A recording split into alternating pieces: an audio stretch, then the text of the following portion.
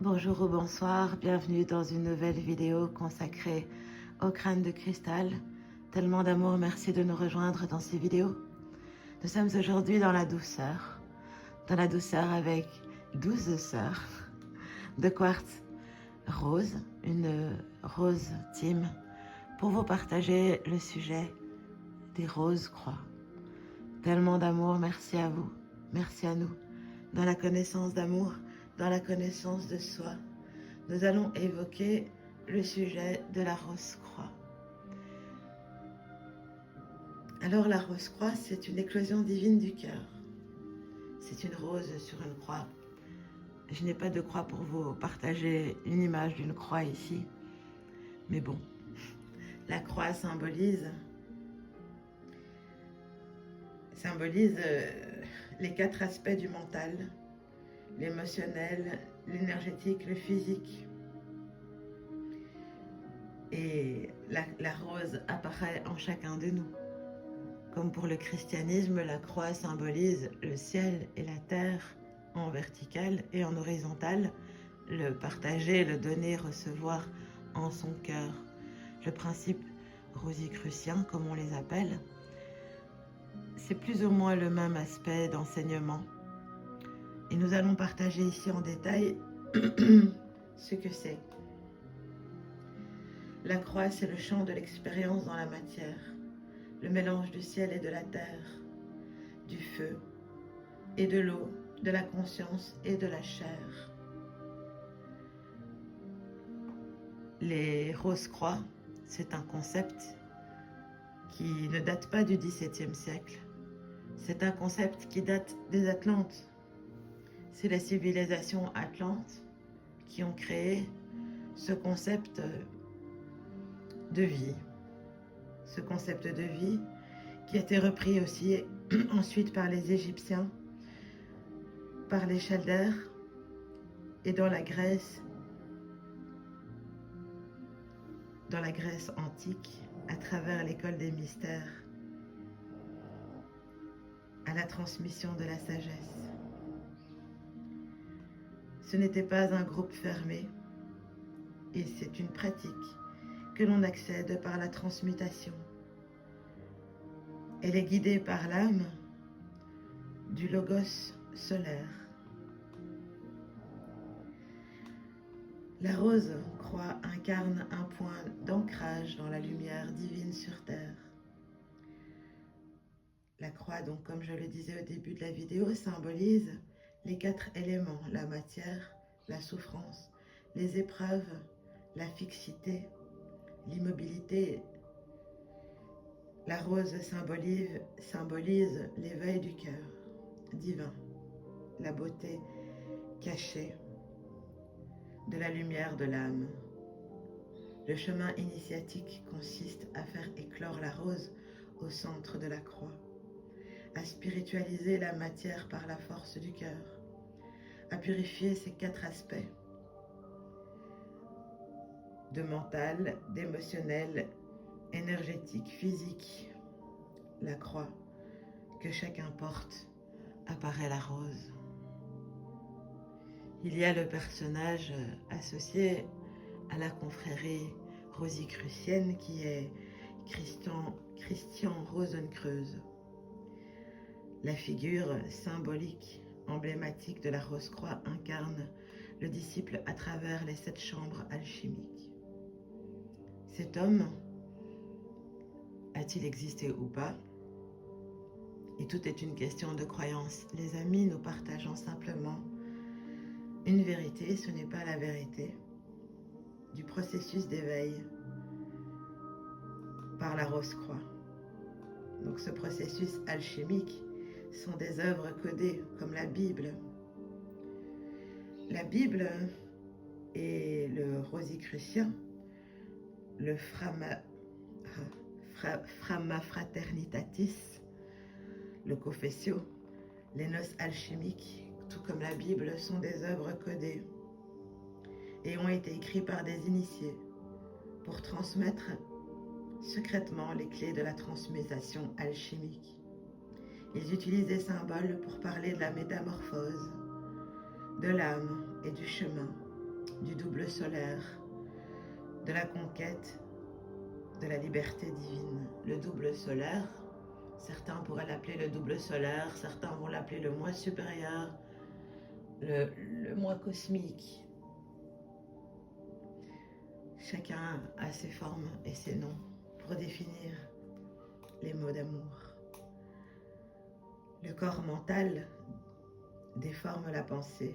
Les enseignements des Rose-Croix n'ont jamais été transmis dans des manuels scolaires. Ils étaient cachés dans des symboles, dans des rituels, dans des allégories. Elles étaient réservées au cœur pur et au cœur prêt.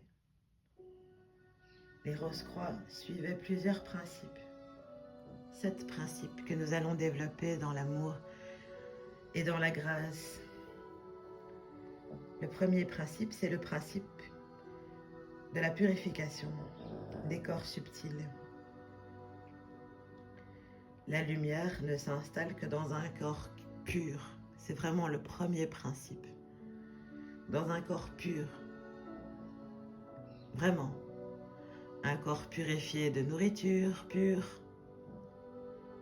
de conscience, d'écouter des musiques pures, d'agir et de vivre dans la pureté de soi. Déjà, la lumière s'installe, c'est le premier commandement.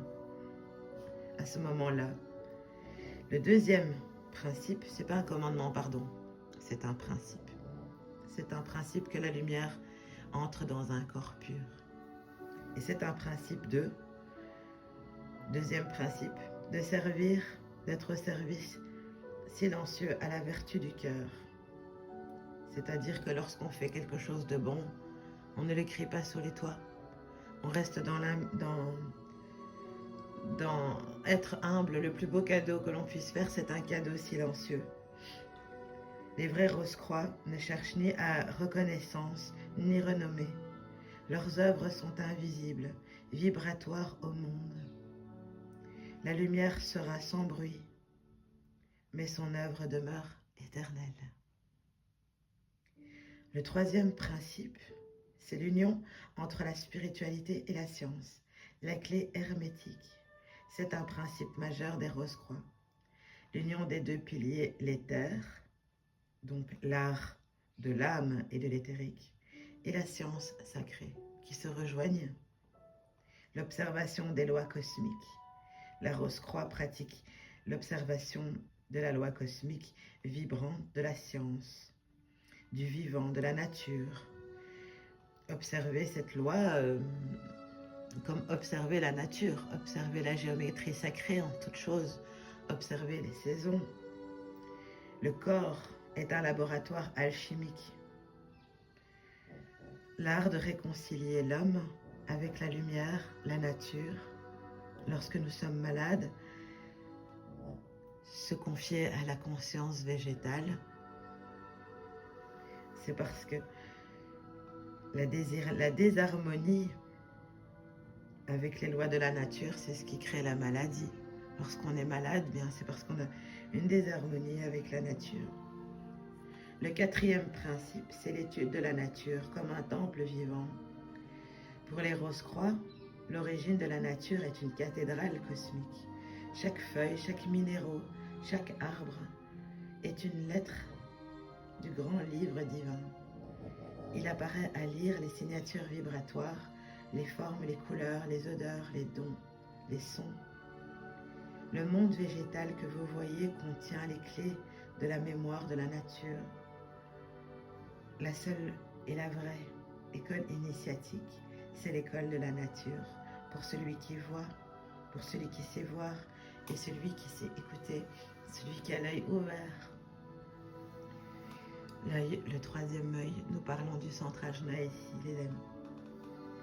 Le cinquième principe, c'est la maîtrise de l'énergie sexuelle et nous vous rejoignons sur la vidéo parlant de l'énergie sexuelle, du feu sacré, créateur de désir, d'amour, de créativité, de diriger ses pensées, de diriger sa joie, comme des rayons lumineux, de ne pas fuir cette énergie sexuelle et la sexualité sacrée aussi. La vivre épanouie, le feu sexuel, la flamme du Graal. Le 6e principe des Rose-Croix, c'est l'intégration de la sagesse antique.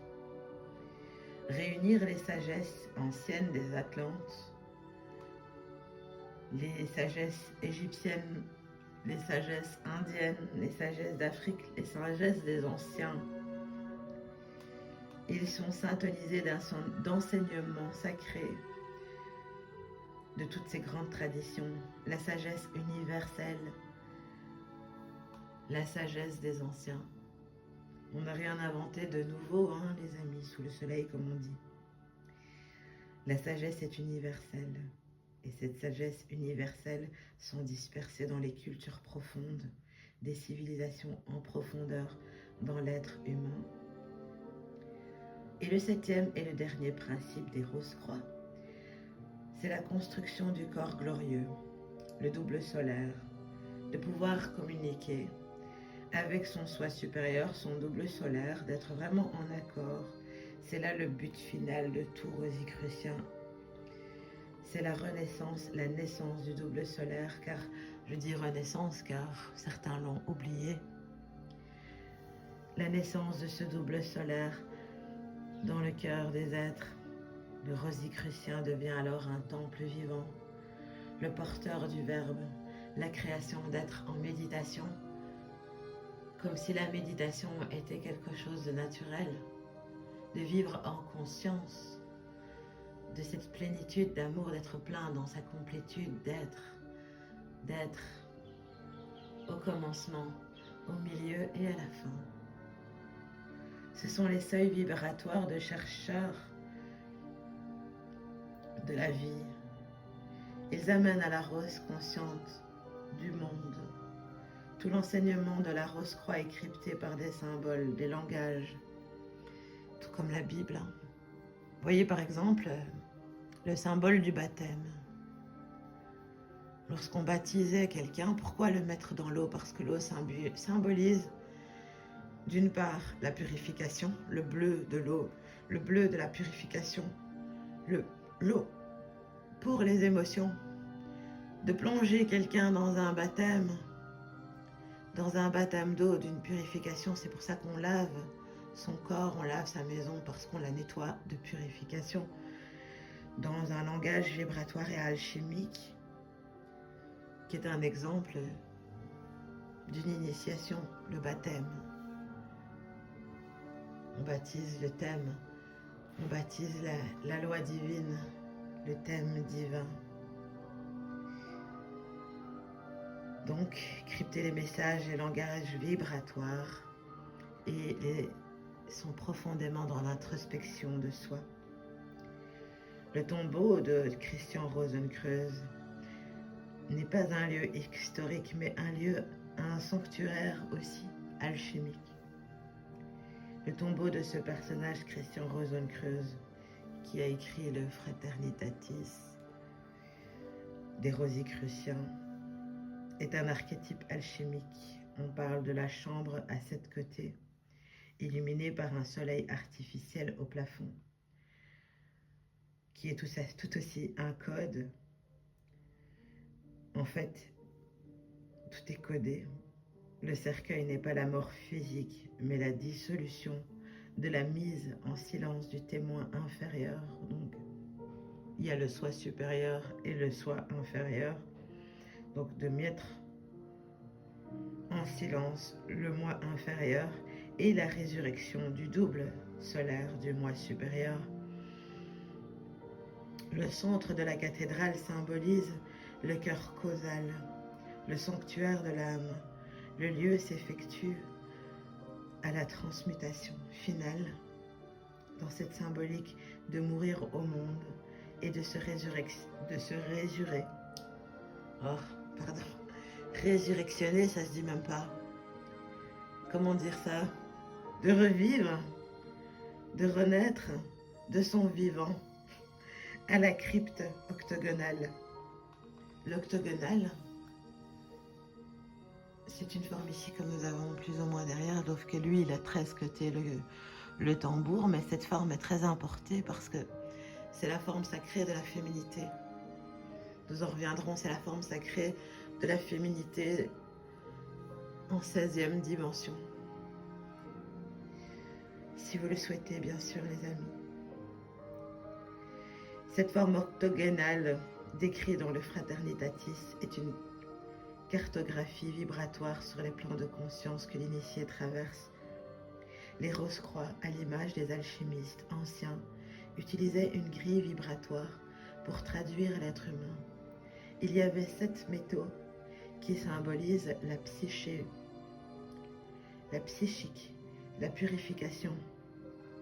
L'or pour le soleil, l'argent pour la lune, le fer pour Mars, le mercure pour Mercure et le cuivre pour Vénus, l'étain de Jupiter et le plomb pour Saturne. Les métaux sont aussi des signatures terrestres, car dans le Vachu, on utilise les métaux, mais bon, c'est aussi encore un autre sujet, Chami, ne pas se disperser. J'ai tellement à partager avec vous, les amis, des connaissances d'amour avec les crânes de cristal. De travailler donc avec ces métaux issus de la Terre, de travailler avec ces correspondances, toucher la science du temple inférieur, l'astrologie, l'initiation, l'initiatique de la médecine vibratoire et la magie des sons. Et nous vous rejoignons aussi sur la loi de l'octave, qui est aussi très précise sur les couleurs, sur les sons, sur les planètes. Ce sont tous des codes, ce sont tous des codes de lumière. Et donc, tous ces symboles sur la rose-croix, c'est la victoire de l'âme sur la matière. À elle seule, l'image de la rose posée sur la croix résume tout le chemin initiatique des rosiers cruciens. L'original de la rose-croix, la vulnérabilité, être capable de s'ouvrir à l'amour, à la lumière, c'est le monde de la densité que nous vivons et là où nous devons vraiment être limpides et clairs. C'est au centre de cette souffrance, de cette densité que la rose fleurit comme le lotus. Toutes ces symboliques de fleurs qui nous encouragent, les amis, à vivre l'expérience de l'incarnation sur cette terre. Dans tellement d'amour, les rose-croix sont des alchimistes d'une véritable quête de l'âme. Il y a tellement de choses à alchimiser, à mourir en soi. Dès notre naissance, on nous met dans plein de dépendances et finalement, ça se résume à vivre dans le détachement. Le Rosicrucien originel n'est pas un magicien du dehors, c'est un architecte du dedans. En étant aligné, permettre à l'intelligence universelle de manifester sa perfection dans notre vie. À l'initié véritable ne s'oppose jamais la volonté de l'âme. Jamais.